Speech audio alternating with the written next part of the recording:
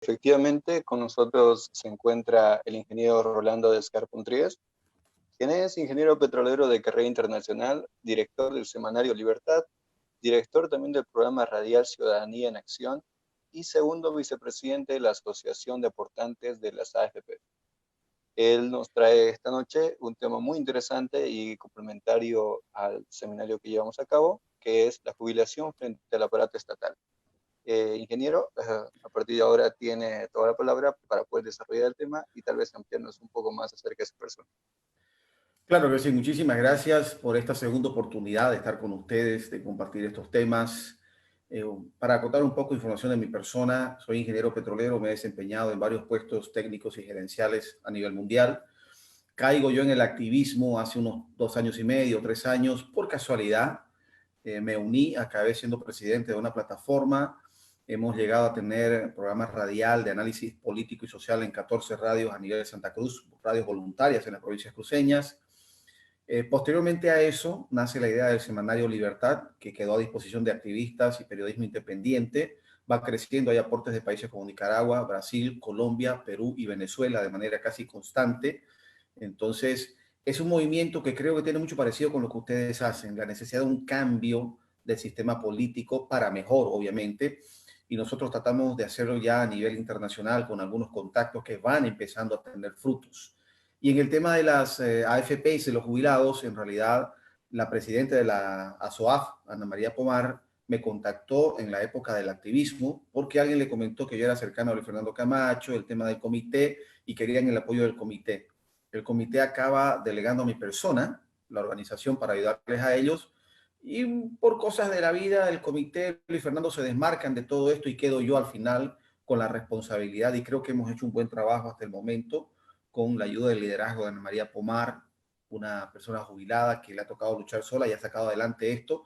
Estamos en una primera fase en lo que es la estrategia en sí, en una primera fase de cambiar el tema de la jubilación para mejor, la cual es llamar la atención de la población con información, con estudios, con protestas, con manifestaciones. Dentro de lo que es la transición de la primera a la segunda etapa está justamente este proyecto de ley para la devolución parcial, voluntaria y escalonada de los ahorros de las AFPs para paliar la crisis, pero también ya hay una propuesta de política de Estado, que es el documento que les he pasado, va a ser la base eh, para un cambio en la política de Estado, donde desnudamos nosotros las falencias del actual sistema y la propuesta de cómo ir a producir riqueza. De hecho, la presentación que vamos a empezar a compartir en este momento lleva el título de este documento, que es la jubilación como instrumento para generación de riqueza a largo plazo y establecer la soberanía e independencia del ciudadano por sobre el aparato político estatal. Yo quiero que la gente que está asistiendo a este seminario se le queden tres cosas del título que al final vamos a discutirlo. La jubilación tiene que generar riqueza a largo plazo y podemos y debemos establecer la soberanía y la independencia del ciudadano por encima de lo que es el aparato político, el aparato estatal. Esto lo vamos a desarrollar y vamos a ver el porqué de este título. Entonces, eso que nos sirva a modo de introducción. Y de Alberto, si tienes algo más que decir o puedo continuar ya con la presentación en sí. No, no, dio una excelente presentación a esa persona. Puede continuar con la misma y dar la presentación. Ok, y Alberto, antes de continuar, te pregunto, ¿ya está disponible el enlace en la página de ustedes para compartirlo? Efectivamente, ahorita yo podría pasarle para que pueda compartirlo también. Ok, ok. Entonces, quedo a la espera mientras vamos nosotros desarrollando esto. Permíteme un segundito que me aseguro que podamos compartirlo. Ok, solo un segundo. Ok, perfecto.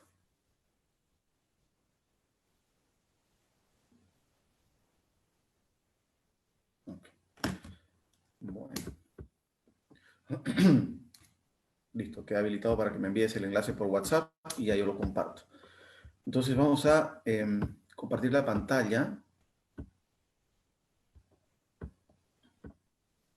Bien, ahí lo tienen entonces. ¿Sí alcanzan a verlo hoy, Alberto? Sí, se ve perfectamente. Ya. Ok, muy bien, muy bien. Entonces, Vamos con lo siguiente. Mencionábamos el título que es la jubilación como un instrumento para generar riqueza a largo plazo y establecer la soberanía e independencia del ciudadano por sobre el aparato político estatal. Antes de cualquier cosa, tenemos que entender el concepto en sí de la jubilación. La jubilación hay que entenderla como fruto del ahorro del trabajador durante su vida laboral, más los intereses generados y reinvertidos mensualmente, porque estos se reinvierten hasta la edad de jubilación e inclusive después de la jubilación, ese saldo sigue reinvirtiéndose y sigue generando más recursos, más intereses. Y esto deberá proporcionar, obviamente, un ingreso estable al adulto mayor durante el resto de su vida, incluyendo el acceso a una salud estatal digna. Vamos a ver un poco de antecedentes. Es importante que veamos un poquito de historia, de dónde viene el concepto de jubilación. El concepto actual de jubilación viene de la revolución industrial como tal, ¿no? Pero nosotros hemos encontrado históricamente documentos que nos hacen ver que el concepto en sí de jubilación ya venía desde la época del Imperio Romano.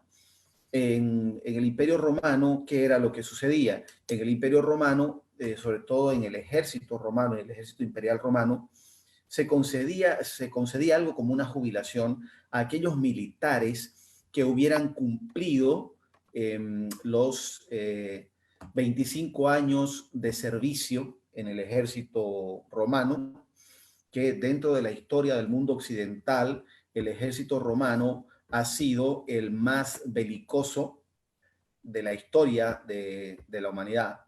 Entonces, si tenías que cumplir 25 años de servicio, pongámosles que en aquellas épocas ingresaban a los 15 años a las filas del ejército romano, eso quiere decir que tenía que cumplir 40 años de edad para jubilarse, y la jubilación consistía en 12, el equivalente a 12 años de servicio como paga, más una parcela de tierra para que la trabaje. Ahora bien, en aquella época, la edad promedio, la expectativa de edad promedio en Roma era de 30 años. Entonces, ¿quién alcanzaba los 40 años y encima en el ejército imperial romano? Era algo muy difícil. Era un premio, vamos a decir, extraordinario, que no cualquier persona la alcanzaba, ¿no? No cualquier persona la alcanzaba.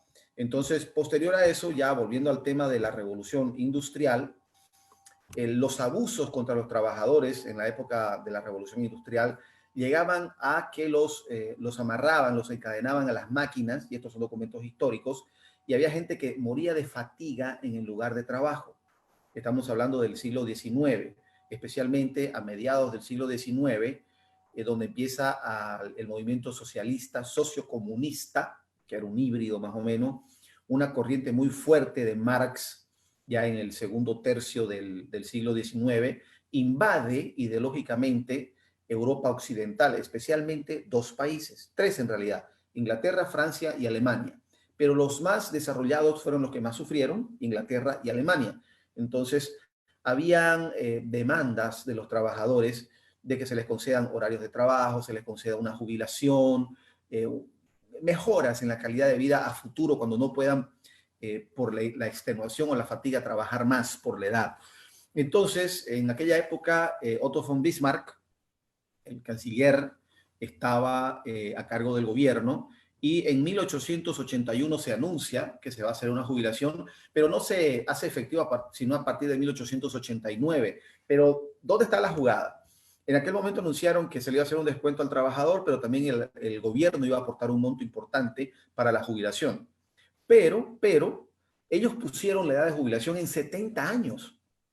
En aquella época, de acuerdo a estadísticas y documentos, la expectativa de vida del alemán promedio era 35 años para los varones y 38 años para las mujeres. Es decir, la edad de jubilación estaba casi al doble de la expectativa de vida, perdón, para, para el alemán promedio. Entonces, la jugada era obvia. Le hacían el descuento al trabajador, casi nadie alcanzaba la expectativa de vida, solamente las élites alemanas que podían, por los recursos económicos, acceder a calidad de vida, atención médica y llegar a esa expectativa de vida. De hecho, cuando esto sucedió, el canciller Otto von Bismarck estaba con 69 años.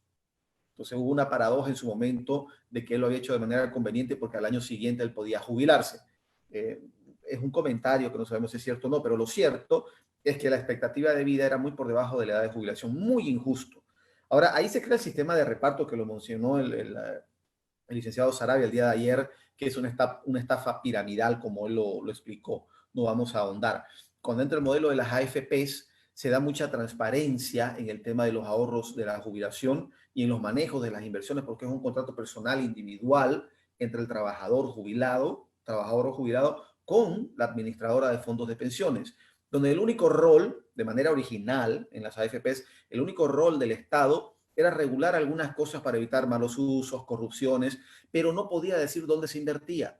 De hecho, en Chile, donde nacen las AFPs de la mano de los Chicago Boys, era un grupo de estudiantes que fueron mandados por la dictadura, algo muy bueno que tuvo Pinochet, pese a haber sido un dictador, y es que tuvo un plan que a los mejores estudiantes de Chile los mandaba becados a las mejores universidades del mundo.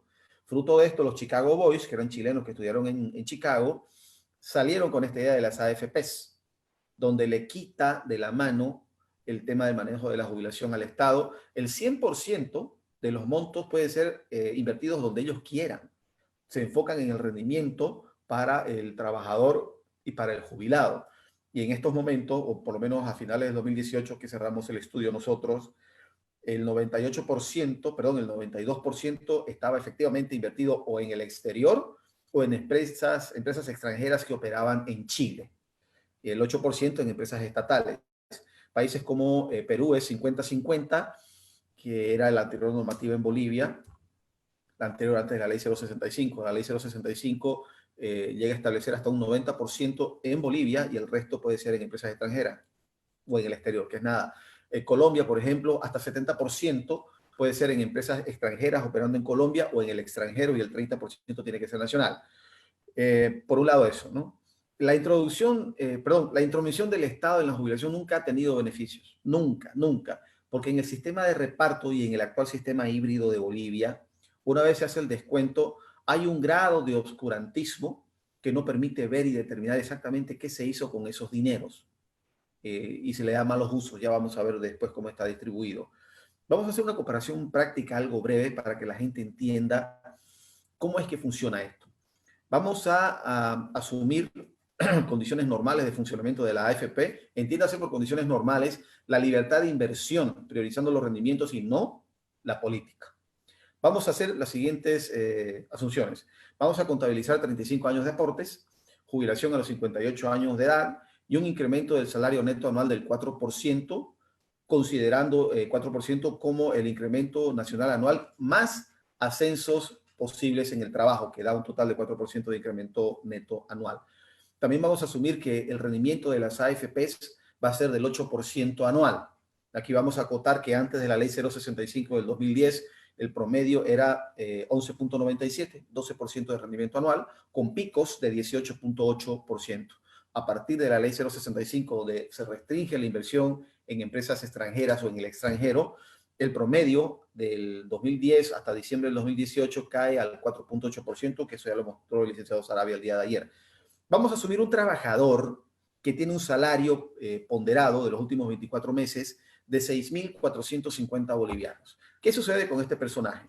Si ese promedio es de 6.450 bolivianos, según la ley de pensiones, tendría que recibir un 70% de ese referente, que serían 4.515 bolivianos, y no accede a la jubilación solidaria porque el salario referencial para la jubilación está por encima del límite superior de la pensión solidaria. Por otro lado, los ahorros y el rendimiento con reinversiones en estos 35 años han producido un capital al momento de la jubilación de 608.000 bolivianos aproximadamente. Este monto, si fuera un rendimiento anual del 8%, solamente dando como jubilación los rendimientos, los intereses, esta persona recibe 4.040 bolivianos, más o menos un 62% del referente salarial de los últimos 24 meses. Solamente con los intereses sin tomar capital. ¿Ok?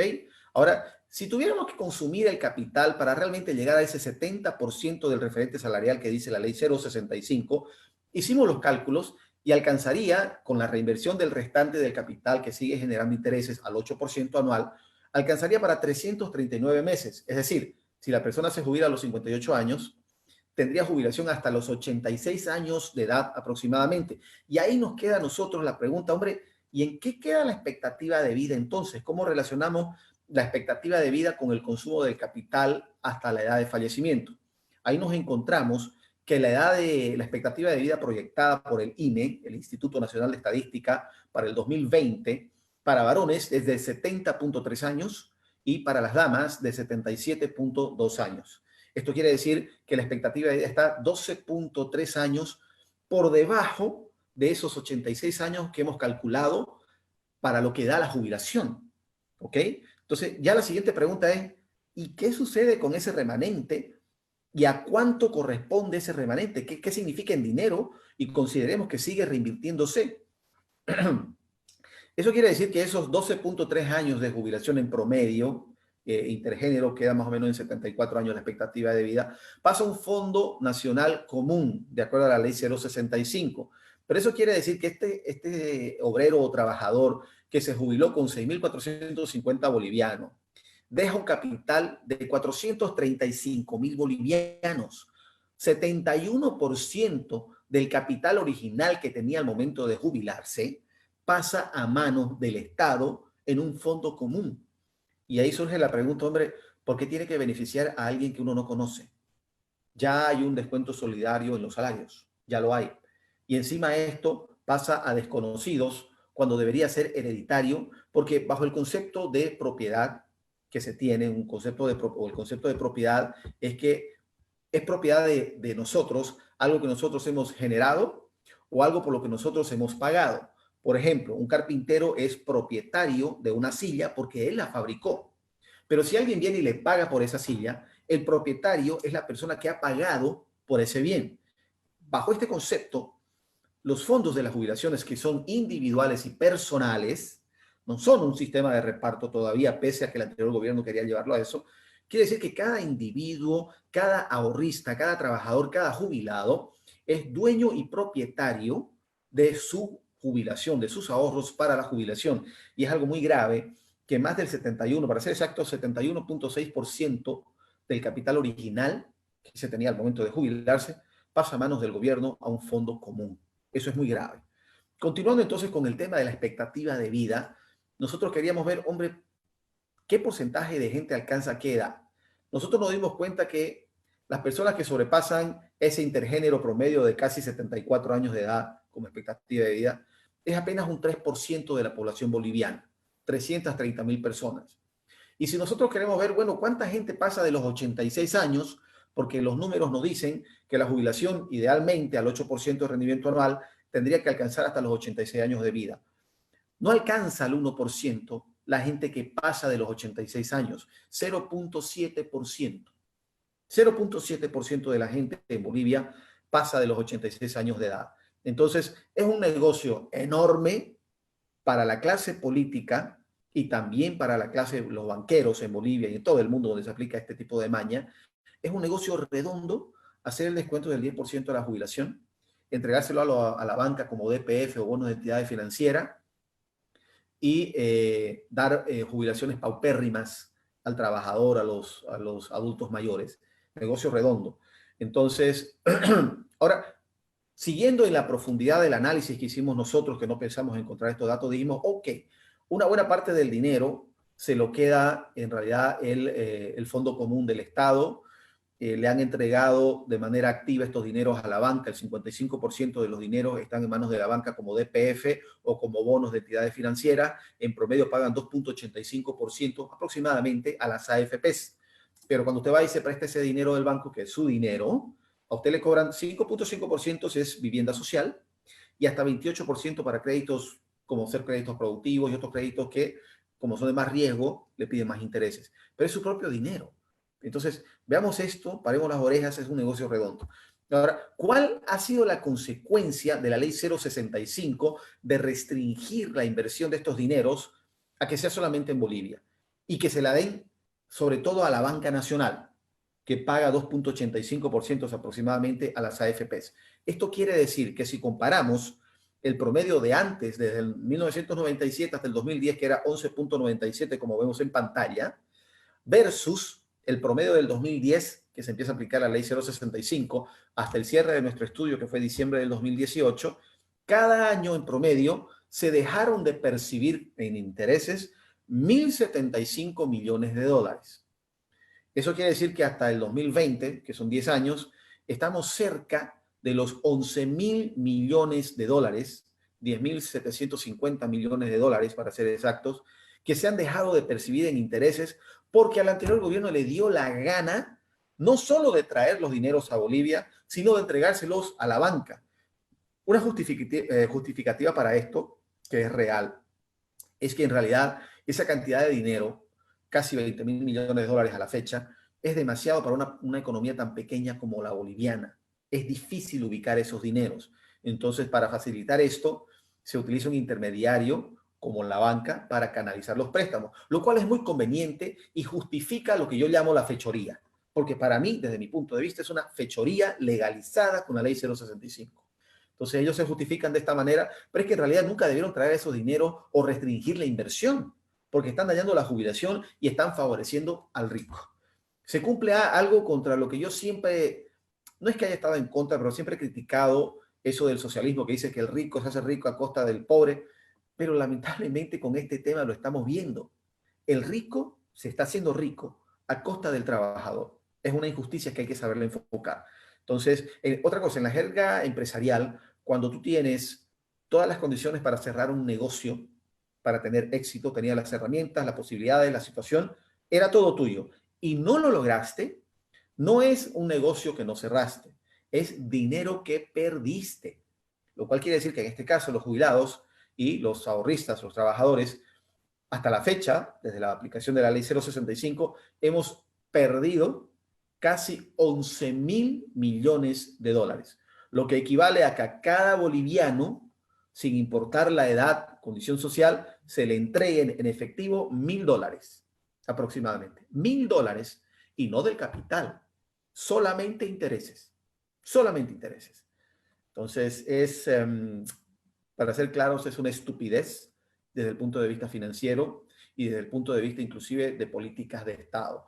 Porque la política de Estado más importante para un país, para cualquier país, son las pensiones y la salud a largo plazo, la seguridad social, que hay que saberla encarar. Y para mí un ejemplo magnífico es el Fondo Soberano Noruego, que ya más adelante lo vamos a mencionar. Esta es una cartilla que viene de la AFP Futuro, de sus memorias, que también la mencionó el expositor de ayer, el licenciado Sarabia.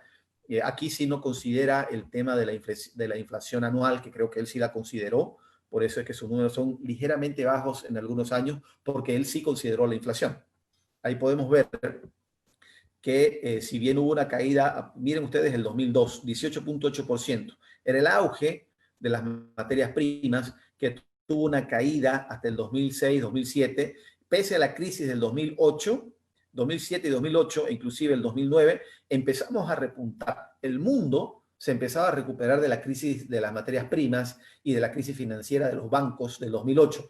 Pero justo cuando el mundo se recupera, al gobierno del movimiento al socialismo se le ocurre la brillante idea de restringir las inversiones de los fondos de las AFPs, y vean ustedes cómo a partir del 2010 es una catástrofe que no tiene regreso. No tiene regreso y sigue cayendo, y es difícil de recuperar porque el tema de las políticas de Estado es que son políticas que diseñarlas toma varios años, empezar a aplicarlas son unos 10 años para poder ver frutos, y establecerlas como norma, como algo que ya está encarnado en la gente, en la generación, tiene que pasar a una generación, o por lo menos 20 años. Es difícil, pero causarle un daño es sencillo. De un plumazo con la ley 065, el movimiento al socialismo nos ha hecho retroceder más o menos 20 a 25 años en políticas de Estado, como lo es la seguridad social a largo plazo. Otro tema en lo que es el costo de que el Estado administre los fondos de pensiones, es que debemos preguntarnos qué pasa si simulamos, no con el promedio del rendimiento en el exterior, sino que qué va a suceder o qué está sucediendo con esta política a largo plazo de la seguridad social, con el rendimiento promedio del 4.8%, que es lo que se tuvo del 2010 al 2018. Ahí lo que sucede es que este trabajador que tenía un salario ponderado al momento de jubilarse de 6.450 bolivianos, ya no ahorra 608.000 bolivianos al momento de jubilarse, ahorra solamente 322.000 bolivianos. Esto significa que si hay que pagarle una jubilación de acuerdo a la ley 065, no alcanza para 7 años. Puede colapsar. Es por eso que en muchos casos las jubilaciones no alcanzan al 30-40% del promedio de los últimos 24 salarios. Y aún así es difícil que se llegue a pagar una jubilación a más de los 80 años de edad del jubilado. Lo que tiene que llamar aquí mucho la atención es que lo que yo considero que se ha hecho en el anterior gobierno es bajar las jubilaciones ya no al 70%, sino al 30-40%. Han habido muchas bajas en varios casos.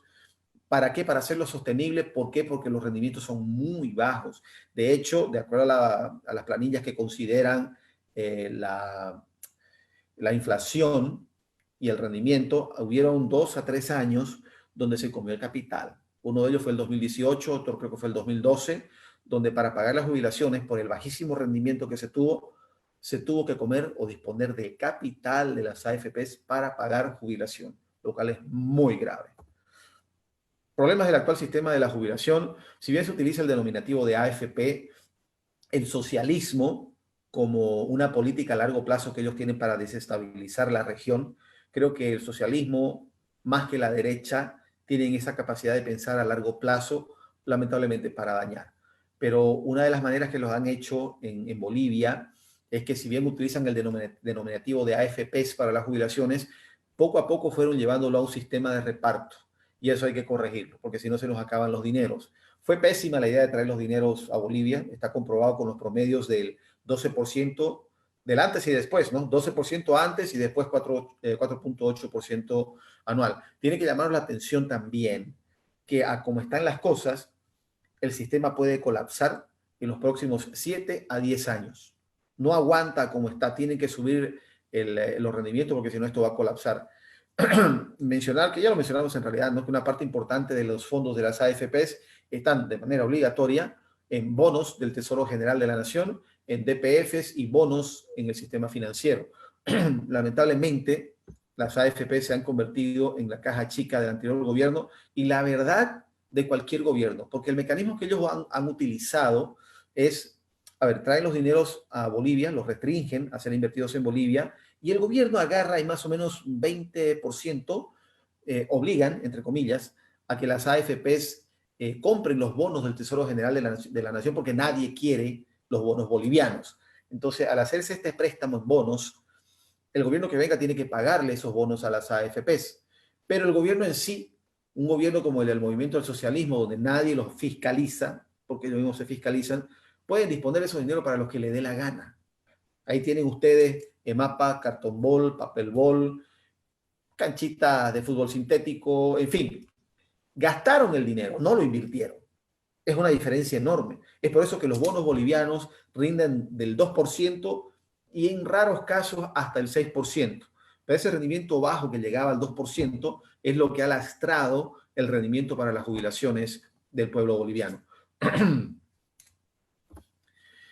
La propuesta son varios puntos que los vamos a mencionar y desarrollar muy brevemente. Primero que nada, es importantísimo recuperar la propiedad individual. Ese paso que se dio hacia la izquierda, tratando de transformar las AFPs en un sistema de reparto, tiene que regresar. Tiene que recuperarse esa relación individual y personalísima entre el trabajador o jubilado y la AFP. El gobierno se limita solamente a fiscalizar el buen uso y evitar la corrupción. No puede decir dónde se invierte. Tiene que primar el beneficio al trabajador, al jubilado. Segundo, se tienen que lanzar licitaciones internacionales para adjudicar quién administra estos fondos de la jubilación. Mucha gente reclama que ese 0.5% que cobran por administrar las AFPs es alto. Si comparamos con países como Perú, que han bajado al 0.41, pero ¿cómo lo hicieron? Licitaron. Cada año, cada 2 años se licita la adjudicación de los nuevos jubilados, de los nuevos aportantes. ¿Y qué es lo que sucede? La AFP que cobra menor comisión se lleva la menor cantidad de jubilados y lo reparten de esa manera escalonada entre las 3 o 4 AFPs que se presenten. Dicho esto, como decía el licenciado Saravia, llama mucho la atención que sean solamente 2 AFPs en Bolivia. Yo cuando era empleado americano aportaba el 401k, que es algo parecido al fondo de la AFP, al Vanguard Group, que maneja más de 300 mil millones de dólares. Por encima del Vanguard, que es el segundo a nivel mundial, está Black Mountain, creo que es. Black Mountain, algo así, que trabaja con más dinero aún en un fondo de jubilación privado. Esto licitar la adjudicación de los nuevos ahorristas va obviamente a permitir que baje, ¿no?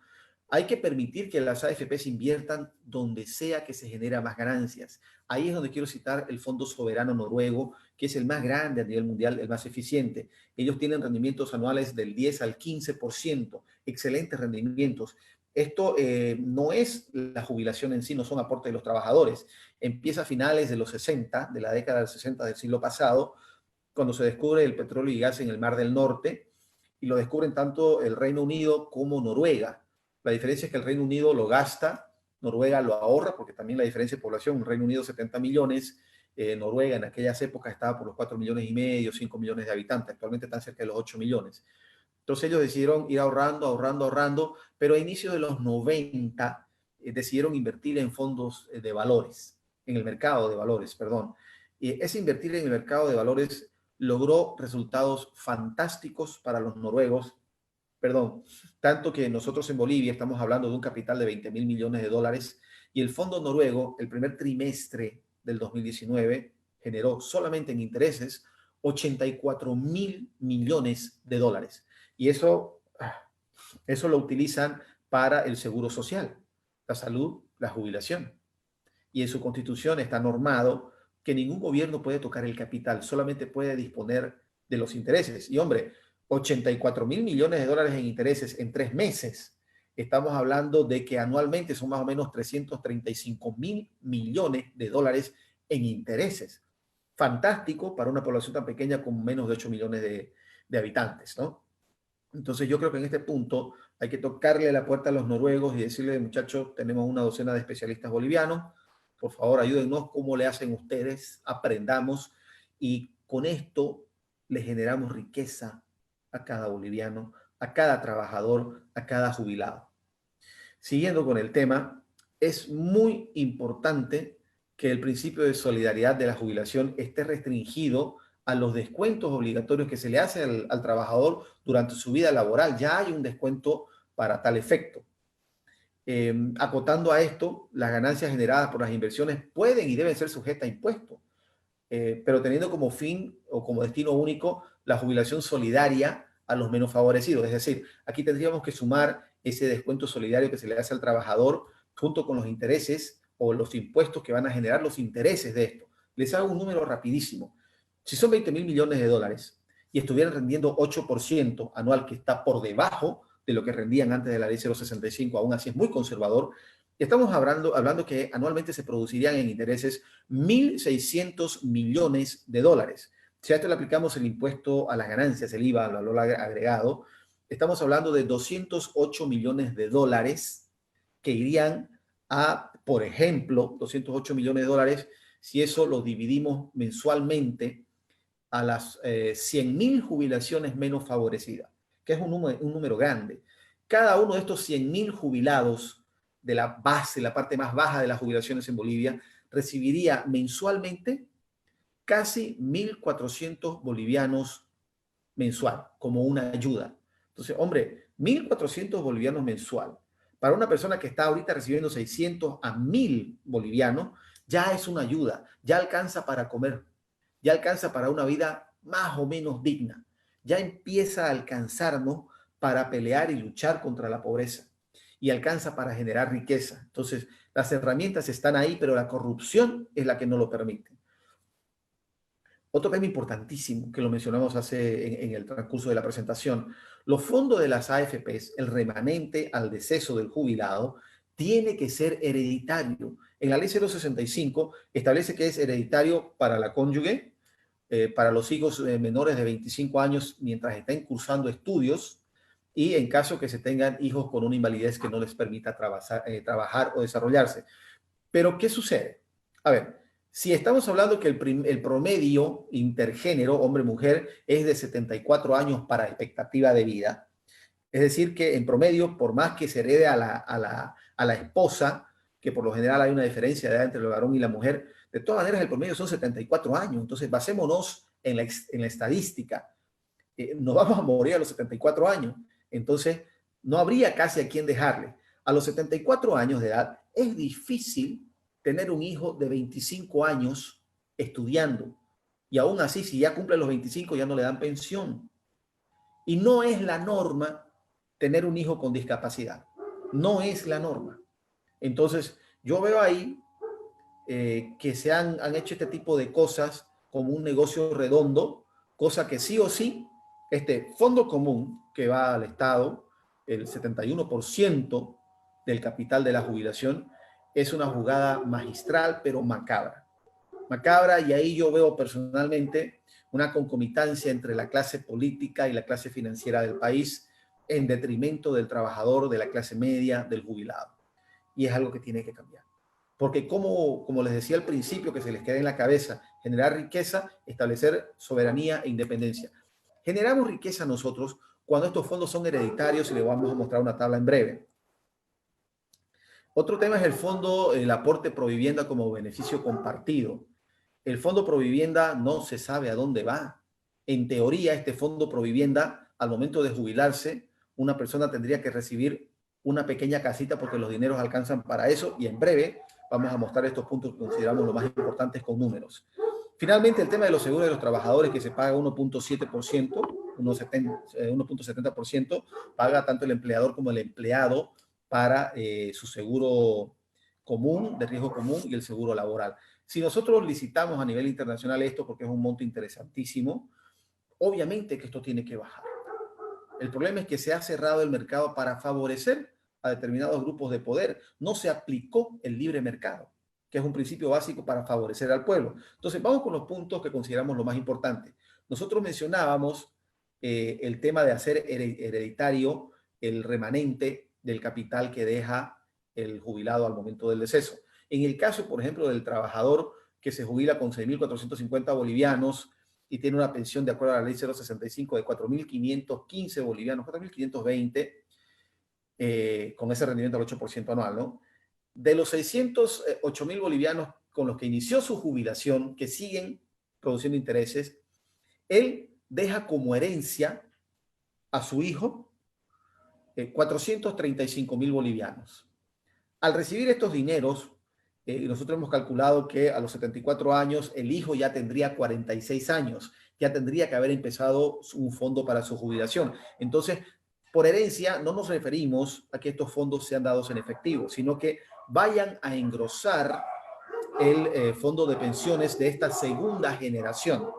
Con eso, esta segunda generación de manera exponencial va a crecer su fondo de jubilación, y al jubilarse esta segunda generación ya se jubila con 170% de su referente salarial.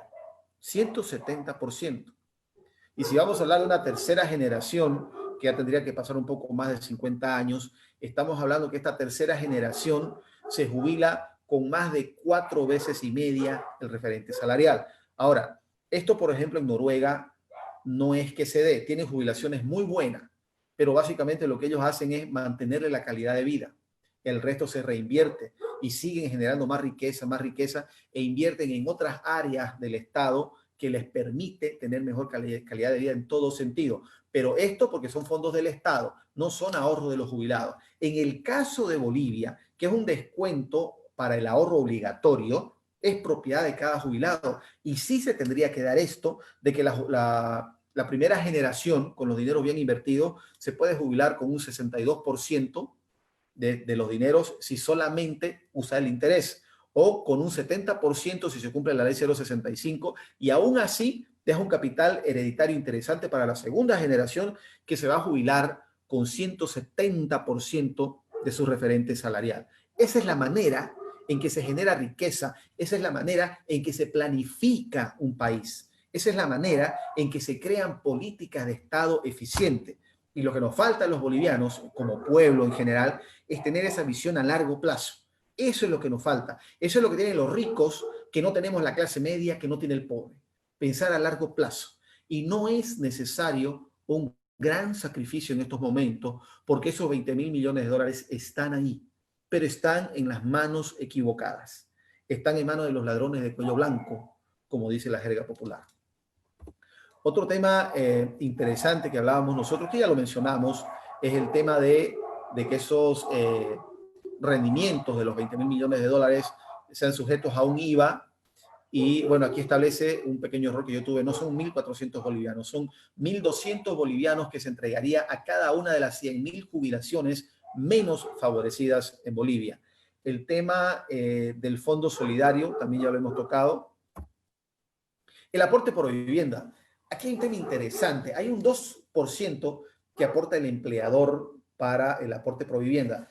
¿Cuál es el origen del aporte por vivienda? La idea era que el empleador o los diversos empleadores que pueda tener un trabajador en su época laboral aporten para que el trabajador al momento de jubilarse tenga acceso a una vivienda. En el caso este que hemos estudiado del trabajador que se jubila con un referente salarial de 6.400 bolivianos, todo el estudio. Bajo ese concepto, bajo ese salario, ese 2%, y ojo que ese es el salario final, ¿no? No empieza con ese salario, obviamente. Ese aporte del 2% reinvertido todos los meses con el descuento, con todo, al momento de jubilarse específicamente este trabajador, le produce un capital al momento de jubilarse de 121.541 bolivianos. Si a esto le ponemos un precio por metro cuadrado construido de 1.400 bolivianos, que es bastante razonable, por lo que hemos hablado con arquitectos y con ingenieros, da una construcción firme, robusta, de buena calidad, no necesariamente muy estética, pero lo que se quiere es calidad. Entonces, este trabajador tiene acceso a una vivienda de 87 metros cuadrados. Yo no he visto el primer trabajador que al momento de jubilarse, cualquier gobierno de turno le haya dicho, joven, aquí usted tiene su vivienda, porque esto es lo que sus trabajadores han aportado para usted. No, ¿qué es lo que sucede? En el transcurso de la vida, el que quiera una casa tiene que ir a prestarse al banco su propio dinero que las AFPs le entregaron al banco y encima le cobran un interés. Lo más injusto porque están los números. Tendría que ser de manera gratuita. Y si quiere cobrar un interés por mantenimiento de valor, tendría que ser un 1,5, 1,8% por el mantenimiento del valor, no más. Pero aún así, al momento de jubilarse, la persona tiene derecho a mínimamente, como hemos visto en este estudio, 87 metros cuadrados. Hicimos nosotros otras simulaciones con diferentes rangos salariales más superiores, un profesional de rango medio con un salario de 11.000 bolivianos, un profesional especializado con un salario de 23.000 bolivianos, un gerente de una empresa grande con salarios de 49.000 bolivianos, que los hay. En ese sentido, el uno al momento de jubilarse tiene acceso a 181 metros cuadrados, el otro a 289 metros cuadrados, y el que más gana tiene hasta 500 metros cuadrados que debería tener acceso. Ahí la imaginación vuela. Vuela en el sentido de que si pensamos en ser solidarios, porque siendo un país pobre, para salir de la pobreza y generar riqueza, primero tenemos que ser solidarios. Y entre nosotros los ciudadanos, porque no podemos depender de la clase política, mucho menos de la clase de los bancaria. Si somos solidarios y, por ejemplo, este trabajador que hemos analizado, de los 87 metros cuadrados, accede a solamente 40 metros cuadrados. El resto, otros 47 metros cuadrados, los dona para dar vivienda a 2 personas, a 2 jubilados o personas de la tercera edad que necesiten una vivienda. Y nuestra propuesta es justamente esa. ¿Por qué? Porque con 40 metros cuadrados, que sean 2 habitaciones con su baño privado, con un jubilado lo alquile, hombre, ahí va a estar produciendo fácil 1.200 bolivianos para complementar su jubilación. Fácil. Y estas otras 2 habitaciones que estaría donando no sería con derecho de propiedad, sino que se le da a los jubilados que no tienen una vivienda, se le da una vivienda para que vivan hasta el momento del fallecimiento, cosa que después del fallecimiento tiene que ser administrado por una fundación manejada por jubilados, que busque jubilados menos favorecidos y se los dé para que vivan hasta el momento del fallecimiento. Y esto se da en lugares como Hong Kong, como Singapur, creo que en Corea del Sur también, donde prácticamente no existe la propiedad privada en las viviendas porque es muy caro. Lo que hace el gobierno es construir y te da en alquiler y usufructo por 99 años. cosa que ellos van así gerenciando porque no tienen espacio, sobre todo en Singapur y en Hong Kong. Entonces, son cosas que se pueden hacer para manejar o mejorar la calidad de vida y las cosas están ahí. Ahora, segundo punto, o el punto final prácticamente más importante, recuerden, les dijimos que era generar riqueza a largo plazo y establecer la independencia y la soberanía. Si estos dineros de las AFPs vuelven a tener ese contrato individual y personalísimo entre el jubilado, entre el ahorrista y la AFP sin que se meta el gobierno de turno, el Estado como tal, no vamos a depender de la corrupción de cualquier gobierno, de izquierda, de derecha, populista o no, lo que se les dé la gana. Simplemente no pueden tocar más pito en todo esto. Es la única manera de tener soberanía bajo el concepto de que siendo soberanos sobre nuestros ahorros, nosotros vamos a definir qué hacemos con ellos, de manera sana, obviamente, para asegurar una jubilación y ser independiente de esa mala costumbre de la corrupción que hay en Bolivia, que hay en Latinoamérica. Entonces, es muy importante mencionar también que va a haber una negativa de cualquier gobierno a permitir que se vuelva al sistema de las AFPs, porque, hombre, 20.000 millones de dólares que deberían manejar ahorristas, trabajadores y jubilados versus los menos de 6.000 millones que tiene el Estado como reservas internacionales, es un monto grandísimo el que tienen los trabajadores y los jubilados y calculo yo que esto es lo que provoca terror y ambición en la clase política. Entonces, para finalizar, también es muy importante decir que estos 20.000 millones de dólares bien manejados en 10 años fácilmente se pueden duplicar. No tienen que gastarse, tienen que generar riqueza. El gran ejemplo irrefutable es el Fondo Soberano Noruego. Partamos del principio de que si una persona logra algo, cualquier persona puede aprender a hacerlo. Lo que falta en Bolivia es voluntad y lo que sobra es concomitancia entre la clase corrupta política y la clase corrupta bancaria, financiera, que no son todos, pero lamentablemente son los que logran hacer las cosas muy a su manera. Finalizo de esta manera entonces y si hay algunas preguntas, pues quedo a su disposición. Muchas gracias, ingeniero. Fue una presentación muy interesante, la verdad, y complementó bastante con la ponencia de ayer con el profesor Sarabia. Ahora pasaremos a la parte de las preguntas que hicieron los participantes del seminario. Fuimos recolectando algunas. Acá hay una. Perredo Adrián pregunta, el 10% que menciona para invertirse en el exterior, ¿por qué no lo hacen las AFPs? Está establecido el 10%. Ahora, que no lo hagan es algo que hay que preguntarle justamente a ellos. Por ejemplo, desde el momento, y estas son conversaciones que hemos tenido que no vamos a dar nombre, ¿no?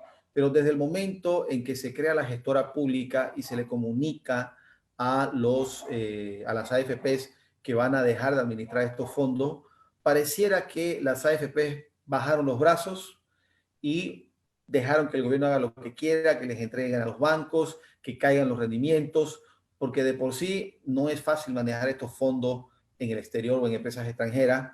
Y cuando se restringe a Bolivia un mercado tan pequeño, más difícil aún generar riqueza, generar más intereses.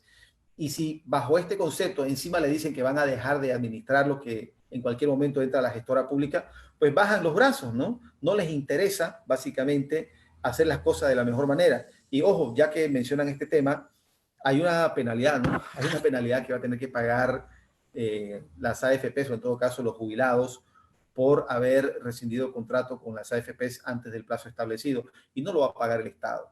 Algo tan nefasto lo va a acabar pagando el jubilado, el ahorrista.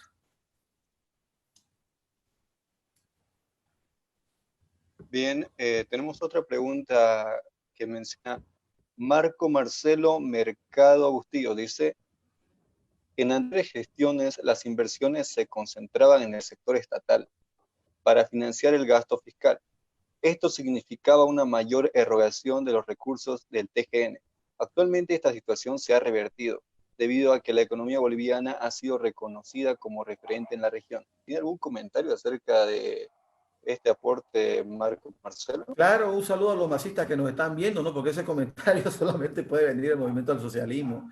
Bolivia no es referente en temas financieros a nivel regional. Es referente en gastar dinero, no en invertir, que son dos cosas muy diferentes.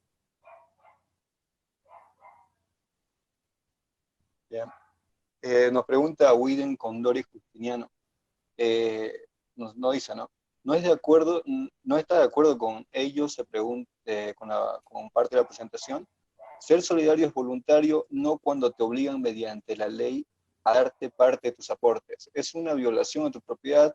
Ser solidario es una tontería, ya que esto es fruto de tu trabajo.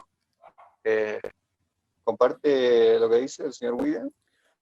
Claro, lo que pasa es que, a ver, ¿Cómo es no lo comparto y le explico por qué. Yo soy segundo vicepresidente de la SOAF, hemos hablado con muchos sectores, sobre todo los estratos más bajos, los trabajadores que son los más necesitados, y a ellos les molesta el tema solidario, quieren que se les devuelva todos los aportes, y es entendible. Pero aquí yo quiero que la gente entienda algo como política de Estado. Política de Estado va todo junto, no es solamente el tema de la jubilación, no es solamente el tema político, no es solamente el tema salud. Hay que ver que todo funcione para que el país funcione. Países como Bolivia no están en condiciones de salir adelante de la mano de los políticos. Solamente vamos a salir adelante si nosotros como ciudadanos somos solidarios para sacar a la gente de la pobreza. Porque si no acabamos con la pobreza, no vamos a acabar con el populismo. Y el no acabar con el populismo implica que una y otra vez el populismo va a golpear a la clase media, va a golpear al trabajador. Entonces, es necesario que nosotros seamos solidarios, que se mantenga ese aporte solidario, pero ahí hay algo que hay que ser muy claro, y yo me arriesgo a decirlo nuevamente en el programa de ustedes. A ver, acabar con la pobreza es necesario, pero acabar con la pobreza no significa regalar bonos, significa dar trabajo, pero más allá de dar trabajo, desde mi punto de vista, hay que educar al pobre, porque el pobre en países como Bolivia nace pobre. Diferente a un empresario que quebra, un empleado de clase media que se queda sin trabajo en estas épocas, por ejemplo, cae en la pobreza. El concepto de pobreza es una persona que para mantener su calidad de vida tiene que pedir prestado. No importa el estado de vida o la calidad de vida. Así sea algo básico como comer, si tiene que pedirle a alguien es pobre porque no se sustenta a sí mismo. Entonces, esto en realidad, bajo este concepto, la pobreza se puede dar en cualquier estrato económico por lapsos de tiempo cortos o largos, pero se da. Entonces, muchas veces el pobre nace pobre, pero nace pobre ¿por qué? Y vamos a ser bien crudos en esto. Nace pobre porque lamentablemente hay embarazos no deseados a los 13, 14 años. Lamentablemente el varón deja la responsabilidad a la mujer, huye, se va. Entonces, esta señorita que a los 12, 13, 14, 15 años tuvo el niño, no va a poder terminar ni siquiera el colegio. Muy difícilmente. Su hijo, hija o hijos que llegue a tener también pueden caer en ese riesgo, porque esa madre para trabajar y sostener a su familia, a los hijos, quedando sola, va a descuidar a los hijos, y los hijos o hijas caen o pueden caer en el mismo error que ella cayó. Entonces, peor aún, aquellas mujeres que tienen que aguantarse un varón agresivo, un varón violento que cae en la violencia familiar por el bien de que alguien mantenga a sus hijos. Entonces, se sigue el círculo vicioso. Hay que educar a los jóvenes, a los preadolescentes, a los adolescentes en educación sexual, en prevención de los embarazos no deseados, y más allá de eso, disponibilizar métodos anticonceptivos. Así mejore la iglesia, así mejoren los políticos, porque ni la iglesia ni los políticos han solucionado ese problema en más de 200 años.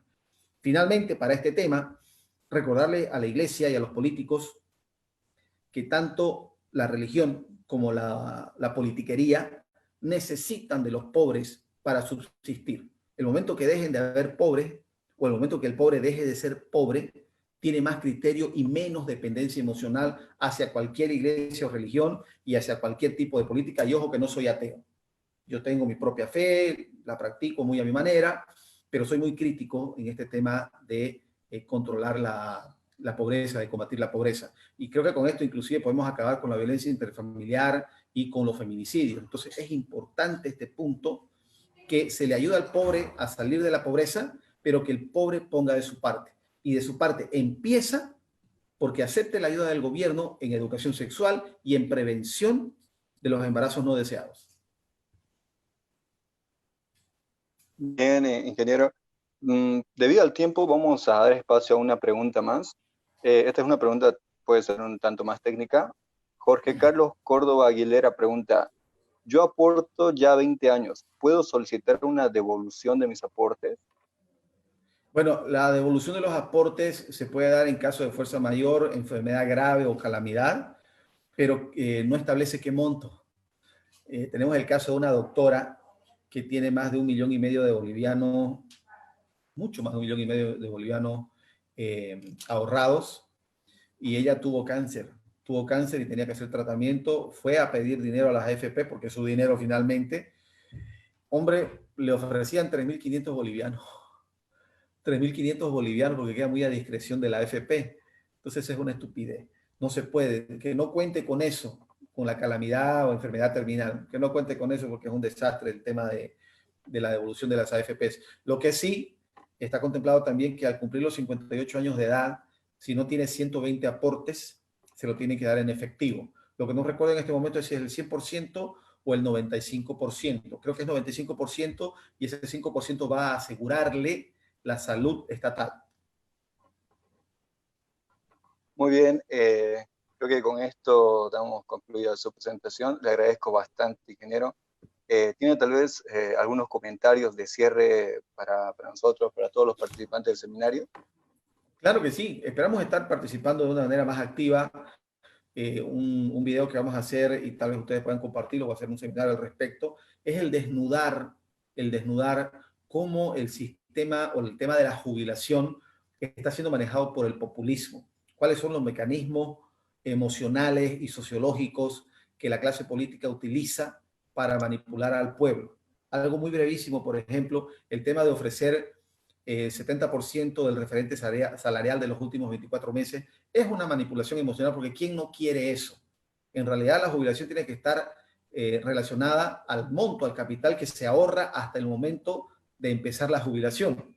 Eso es lo que se tiene que hacer. Entonces, esas trampitas vamos a identificarlas y decirles ya finalmente que ustedes que están empezando con este análisis de la política, son jóvenes de menos de 30 años, por lo que he visto, no se cansen, no se rindan, como decíamos en el 21F, construir un mejor país es totalmente posible, está demostrado con el documento que le hemos pasado que las bases para políticas a largo plazo que generen mejor calidad de vida son posibles.